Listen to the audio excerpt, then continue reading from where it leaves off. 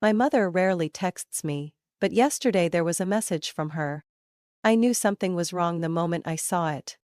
Family meeting, 7 p.m., mandatory attendance. No greeting, no check-in, just a command. Like I was an employee in their company, not their daughter. I stood in front of the house I had grown up in, my hand hovering over the intricately carved brass doorbell. I knew that behind this door, nothing was waiting for me except disappointment and judgment. A sleek Mercedes sat in the driveway. A bitter reminder that in the Sinclair family, success was measured by prestige, an Ivy League degree, and bank account figures. And me? I had chosen a different path. One they had never understood and never wanted to. The door swung open before I could knock. "You're late," my mother said, lips pressed so tightly together that I thought, if she loosened them, another reprimand would spill out. I glanced at my watch. 6:58. In this family, even being on time meant I was late. As I stepped into the living room, the tension was immediate. Rebecca, my eldest sister, sat upright on the couch, her lawyer's briefcase neatly placed at her feet. Daniel, the youngest, a successful entrepreneur, remained glued to his phone as if I didn't exist. Lucas, my older brother, was still in his doctor's scrubs, arms crossed, his gaze filled with quiet disapproval.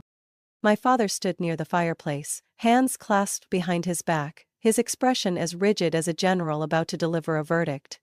"Sit down, Savannah." I glanced at the single chair positioned directly across from all of them. They sat together. I was isolated. An outsider. Slowly I sat down, my back straight, my gaze unwavering. "What is this about?" I asked, though I already knew the answer. Rebecca opened her briefcase and pulled out a thick stack of documents. "We've discussed the future of the family's public image," she said, her tone as cold as if she were arguing a case in court. "And we've come to a necessary decision. A decision in the best interest of maintaining the family's professional legacy, dating back to your grandparents," my mother added, sitting close to Lucas as if seeking his silent approval. I picked up the document, scanning the dense lines of text. I didn't need to read carefully to catch the key phrases. Termination of family relations. Forfeiture of inheritance rights. Severance of all financial ties. A dry laugh escaped me, breaking the heavy silence. "You're disowning me." I looked at each of them, daring them to deny it. "This isn't personal," Daniel finally spoke, his voice indifferent. "It's just business. It wouldn't be ideal if my associates found out I had a sister working in that kind of profession." "Business?" I raised an eyebrow. "I'm your sister, how is this not personal?" My father sighed, shaking his head. "Your lifestyle reflects poorly on this family. That so-called job of yours is a business," I cut in. "Is a joke," Lucas interjected. "Everyone at the hospital knows I have a sister who makes cheap crafts. That does nothing for my reputation." My fingers tightened around the stack of papers. I had grown used to their judgment, their disappointed sighs. But I had never expected them to actually cut me out. My mother spoke, her tone softer, but laced with the same underlying contempt. "We gave you every opportunity, the best schools, connections, support. But you threw it all away to play with glue and paint?" I took a deep breath, forcing down the anger rising in my chest. "Where do I sign?" My mother blinked, as if she had expected rage or begging, but not indifference. "Savannah, if you reconsider," I asked, "where do I sign?" Rebecca hesitated, then pointed to the bottom of the page. 10 minutes later, it was done. As I set the pen down, an eerie lightness filled my chest, the feeling of breaking the last chain that had bound me. "I hope you understand," my father said as I stood up. "This is what's best for the family, for our image." I paused at the door, turning to look at them one last time. "The funny thing is, you've always been afraid that I would tarnish the family's name. But not one of you ever actually knew what I've built. Or what I will become." My mother opened her mouth to speak, but I held up a hand. "You chose to cut me off, now live with that choice." The door clicked shut behind me, too softly for the weight of what had just happened. I stepped into the cool night air, taking a deep breath. I was sad, but I couldn't say it out loud. I got into my car, my hands trembling as I wiped away the tears that had already fallen. The family I had loved, had fought to be a part of, had abandoned me. But I would show them. I would prove them wrong. 3 days later, I sat in my workshop, slowly stirring the glossy finish on a wooden sculpture made from reclaimed materials. I had worked through the night to complete it, not because of a deadline, but because I didn't want to think. They really did that to you? Lena's voice, my best friend and long-time business partner, pulled me from my daze. She set a cup of coffee on the table, her brown eyes burning with outrage. Not only did they disown me, but they made sure I had no financial ties left with them, I said, my voice eerily calm. And you just signed without a fight? Lena gaped. I shrugged. What was there to fight for? If they were so eager to cut me off, then I had no reason to stay, tied to that cold, lifeless house. Lena shook her head, about to say something, when the workshop door burst open. Ethan, my business partner, stormed in like a whirlwind, his laptop clutched tightly in his arms. Savannah, you need to see this, now. Another order issue? No, a huge opportunity. Ethan set the laptop on the table, spinning the screen toward me. On the homepage of Living in Style, a headline blazed across the screen. The young artist transforming sustainable interior design. Meet Savannah Sinclair. I blinked, unable to believe what I was seeing. Did they just publicly call me an artist? Lena practically screamed in excitement. Not just that, you're also recognized as a pioneer in the recycled interior design movement. Ethan tapped his fingers on the table. That's not all. Do you know who shared this article? I shook my head. Business Forward. I froze. The top business magazine? Exactly, and they want you on the cover of their next issue. I looked at Ethan, then back at the screen. My heart pounded. I had always believed in my work, but I never imagined it would gain this level of recognition. Are you going to do it? Lena asked, hope shining in her eyes. I took a deep breath. Of course. The article about me spread like wildfire. Within a month, my workshop's revenue skyrocketed 50-fold. Orders flooded in from everywhere, even internationally, from small boutique stores to high-end luxury brands. A prestigious recycled furniture chain reached out, wanting to collaborate on an exclusive collection. My company had transformed overnight in ways I never could have imagined. I was constantly meeting clients, signing contracts, and expanding my business. I had truly built something of my own, a growing empire. And then, my phone started buzzing with names I never expected to see. Dad. I stared at the screen. His message was brief. Call me. I didn't reply. A moment later, my phone vibrated again. Rebecca. We need to talk. Call me when you have time. I scoffed. When they signed the papers to cut me off, did any of them think this day would come? Another message? Lucas. I read the article. Congratulations. Mom and Dad want to see you. I didn't reply to any of them. Instead, I checked my schedule. Tomorrow morning, I had a cover shoot for Business Forward. After that, I was meeting with a well-known TV producer who had invited me to The Today Show to talk about my journey. My family could wait. Because this time, I was the one in control. I always knew this day would come. With my relentless hard work, it was inevitable. 3 days after my Business Forward interview was published, my phone wouldn't stop buzzing. First, a message from Rebecca. We need to talk, it's urgent, call me as soon as possible. I didn't respond. Then, from Lucas. Savannah, Mom and Dad want to see you, they said it's a family matter. A family matter. How ironic. When they signed me out of their lives, did they consider me family, then? I put my phone down and went back to work. But, less than an hour later, it rang again. Dad. This time, I slowly picked it up and read the message. Dinner at home. 7 p.m. on Sunday, the whole family will be there. We need to talk, sweetheart.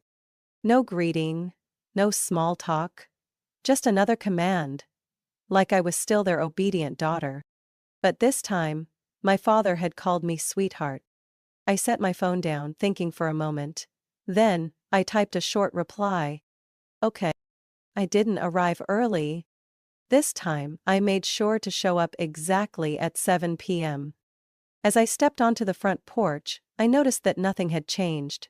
The same familiar Mercedes parked in the driveway, the perfectly trimmed hedges, the spotless white paint. A picture of success they had always worshipped. I raised my hand to ring the doorbell, but the door opened before I could touch it. My mother stood there, her eyes slightly puffy as if she had been crying, but her voice remained composed. "Savannah, you're here." Her greeting felt strange. I didn't respond. I just walked inside. The living room was eerily silent. Rebecca, Lucas, Daniel and my father were all seated, just like the day they cast me out. But this time, there was no disdain, no judgment. My father cleared his throat, breaking the silence. "Everyone sit down, we have something to discuss." I glanced around, then slowly took my seat. This time I was no longer the weak one. I was far more confident. "Why am I here?" I asked, crossing my arms. Rebecca was the first to speak. "My company is in trouble." I wasn't surprised. "The car company?" I scoffed. "It was doing fine when I left, wasn't it?" Lucas shifted uncomfortably in his seat. "We're having issues with our loans. The auto industry is changing and we're falling behind." "So what do you want from me?" I asked bluntly. My father slowly placed his hands on the table, his expression serious. "We want to partner with you, Savannah." Silence filled the room. I looked at each face in front of me, masking my amusement. So they had finally realized my worth. But I hadn't come here to help them on their terms. Leaning back, I let a small smile play on my lips. "All right, let's talk conditions." I agreed to meet them, but on my terms. If they wanted to discuss business, we would negotiate like strangers. We would meet at a restaurant, my choice, and they would arrive on time.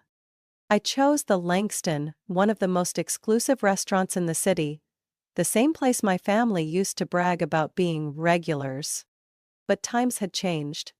Now I was the VIP. I arrived exactly on time, no earlier, no later.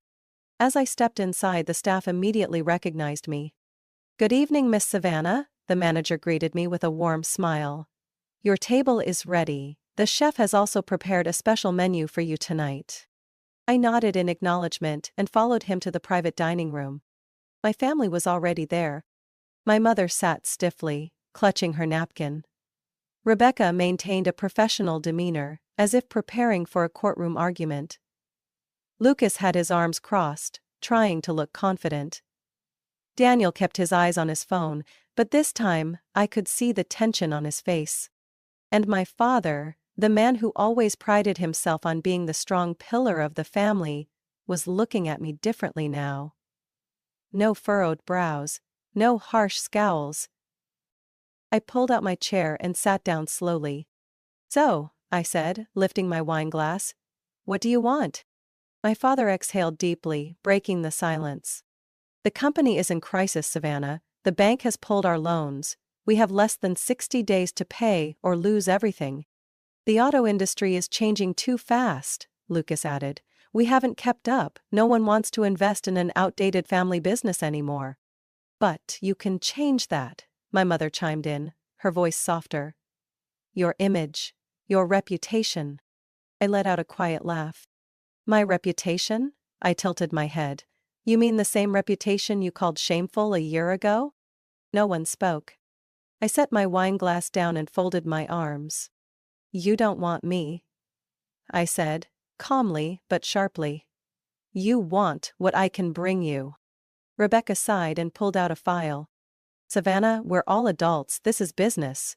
Yes, we made mistakes, but we need to save this company and we need a new direction. If we partner—" "Partner," I let out a dry chuckle.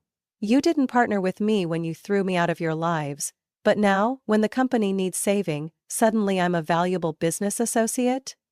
My father gritted his teeth. You don't have to do this, Savannah. Do what, Dad? I tilted my head.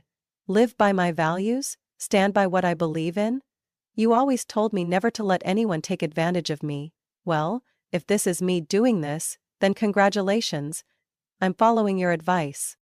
The air in the room grew heavy. A waiter stepped in, quietly placing the appetizers on the table. No one touched the food. After a long silence, my mother placed her hands on the table, looking at me with pleading eyes. You're the only one who can help us. I stared at her for a long moment. Then, I stood up. I used to value family, I said slowly. If, back then, you had simply supported me, I wouldn't hesitate to help you now. But you made one thing very clear. I'm not part of this family anymore. Because my career, my lowly job, was a disgrace to you. I picked up my bag and turned to leave. Savannah! My father's voice called after me, laced with impatience. Name your price. Whatever it is, we can negotiate. I stopped, glancing back at them one last time. You're mistaken, Dad, I said, a faint smile on my lips. My price isn't money. It's trust. And you can't afford it anymore. You threw it away a year ago. Then I walked out of the room, leaving them with their untouched meals and the bitter truth they had never wanted to hear. As I exited the restaurant, I felt lighter than ever. 3 months ago they pushed me out of their lives. Now, as everything crumbled, they wanted me back. Like nothing had ever happened. I said no. And I didn't regret it. But life has a funny way of playing its own games. Not even 2 days later, another door opened. One I had never dared to dream of. You need to sit down, right now. Ethan burst into the workshop, his face beaming with excitement. I glanced up from my workbench, where I was carefully arranging stained glass pieces for a new project. What's going on? I muttered, but Ethan was already rushing forward. No, Savannah, you really need to see this right now. He set his laptop down in front of me, the screen displaying an email from a name I never expected to see. The Museum of Modern Art. MoMA. I froze. They want my work? Not just that, Ethan gasped. They want you as the featured artist in their upcoming sustainable art exhibition. This isn't just a big opportunity, Savannah. This is the pinnacle. I sat there, staring at the screen, my mind spinning. MoMA, one of the most prestigious museums in the world. If I accepted, my work wouldn't just be featured in fashion magazines or high-end showrooms. It would become art. It was everything I had ever dreamed of. I slowly leaned back in my chair, feeling the heavy thump of my heartbeat in my chest. But when one door opens, the past always finds a way to knock. Just a day later, a message from Lucas appeared on my phone. Mom has been crying a lot. Dad too. Can you come see them?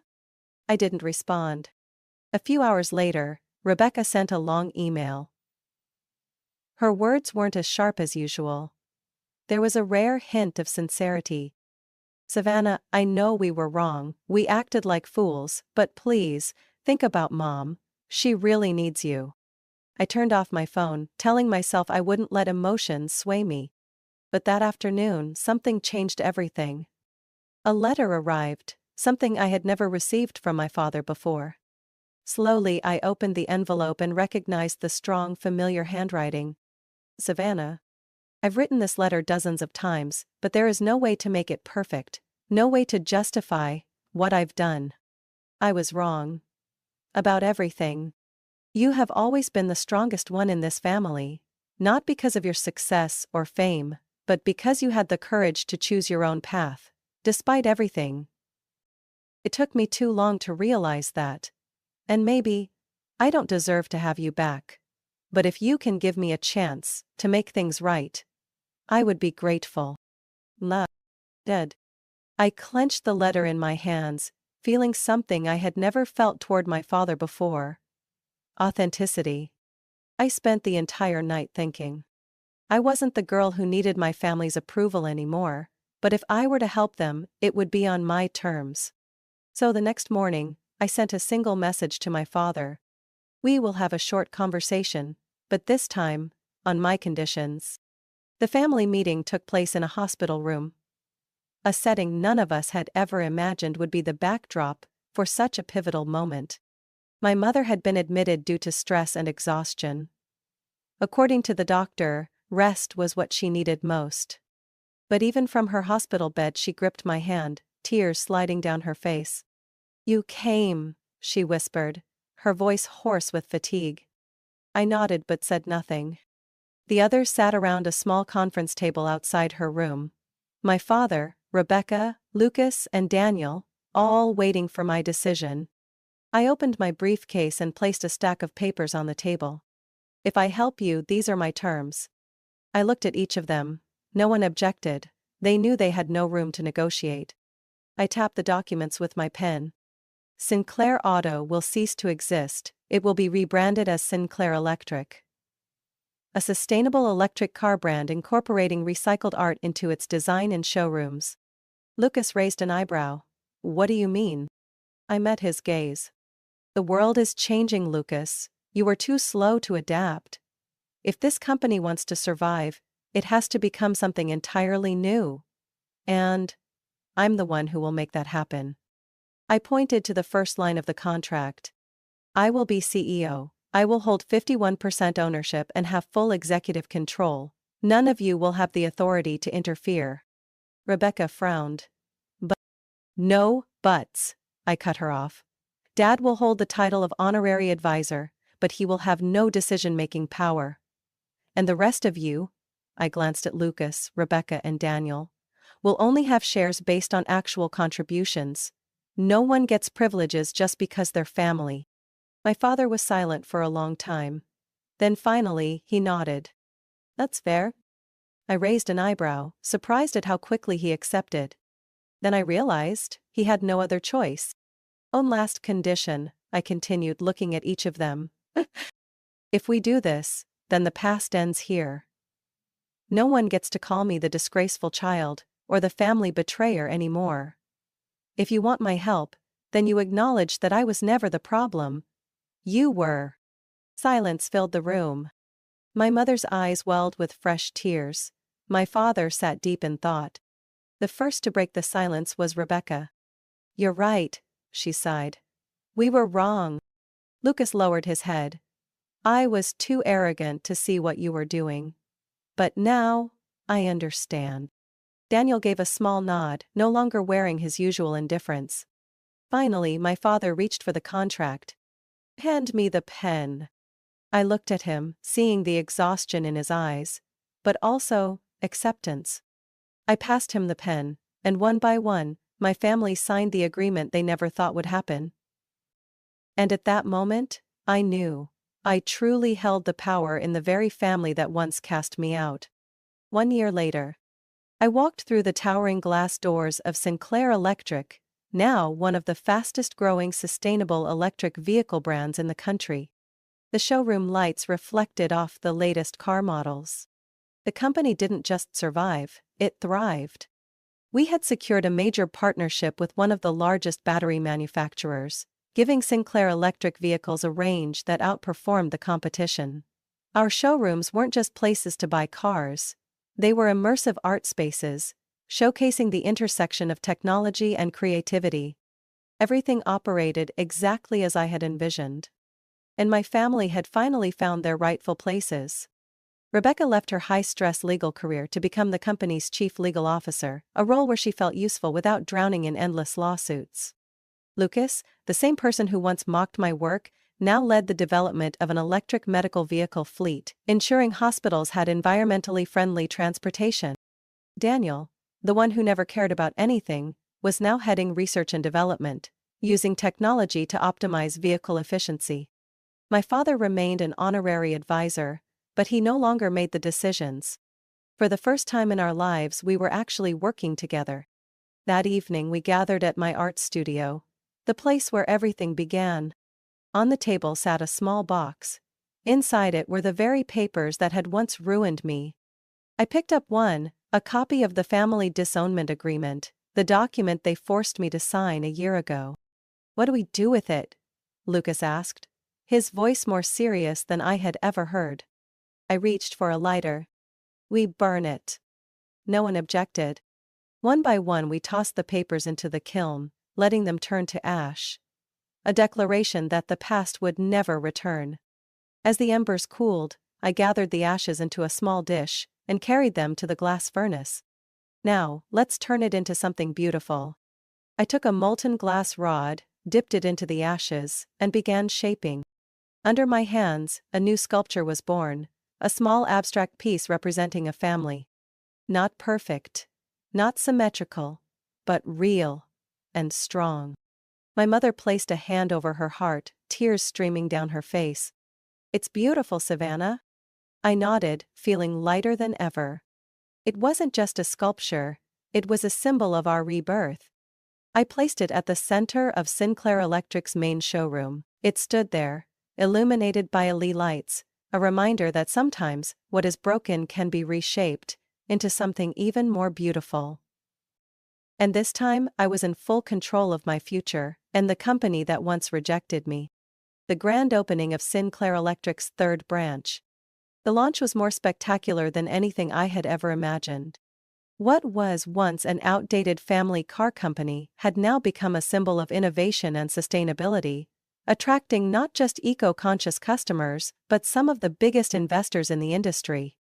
Our new showroom was an open-concept space where technology and art intertwined. Sleek electric vehicles stood beside handcrafted sculptures made from recycled materials. A massive glass wall reflected the light from chandeliers, constructed from the salvaged metal of old car models, creating an atmosphere that was both modern and soulful. The showroom was packed. Journalists, business leaders, and even those who once doubted Sinclair Auto's future now stood before me, marveling at its transformation. I stepped onto the small stage, microphone in hand, looking out at the crowd, and more importantly, at my family, standing in the front row. "A year ago, no one believed this company could survive," I said, my voice carrying through the grand space. "But today, we're not just surviving, we're redefining the industry, and it's all because we had the courage to embrace change." My eyes met my father's, the same man who once dismissed me as a failure. He gave me a small nod, not the rigid approval of a traditional businessman, but something far more meaningful. "Pride," I continued. "I want to thank everyone who believed in this vision, my team, our investors, and my family. Yes, we've made mistakes, but we've learned that sometimes what matters most is not where you started, but where you choose to go." A wave of applause erupted. And I knew I had done it. The post-hunt party took place in the courtyard of the showroom, with twinkling lights reflecting off the glass surfaces of the new electric car models. I stood by the bar sipping my wine as Rebecca approached. "This time you really won," she said, a small smile forming on her lips. "It's not about winning," I shook my head, glancing toward the showroom, where Lucas was presenting the new medical vehicle line, while Daniel discussed battery technology with a group of young engineers. "This time we got it right." As the night came to an end, my family gathered beneath the glass family sculpture, the piece I had created from the ashes of the disownment papers. My father lightly touched the sculpture, his gaze distant. "It took me years to understand your true worth," he said, his voice quiet. "But now I know. You never had to prove anything to me. I was the one who needed to prove myself to you." I gave him a soft smile. "You already have." For the first time, I felt truly at peace. I had my family, but this time, it was on my terms. And for the first time in my life, I knew that I wasn't just building a company, I was building a legacy. Savannah's story is not just about creating a business empire, it's a powerful lesson in self-worth, forgiveness, and the strength of reinvention. She was cast aside by her family, but instead of breaking, she turned her pain into fuel for success. In reality, many people have been underestimated, rejected for not following the traditional path, but true success doesn't come from pleasing others. It comes from staying true to yourself. And sometimes, the best revenge isn't resentment. It's living a life you are proud of. Savannah's journey is a testament to the power of resilience and independence. What do you think of her story? If it were you, would you forgive and help your family after everything? Share your thoughts in the comments, and don't forget to follow the channel for more gripping and inspiring stories about family and life.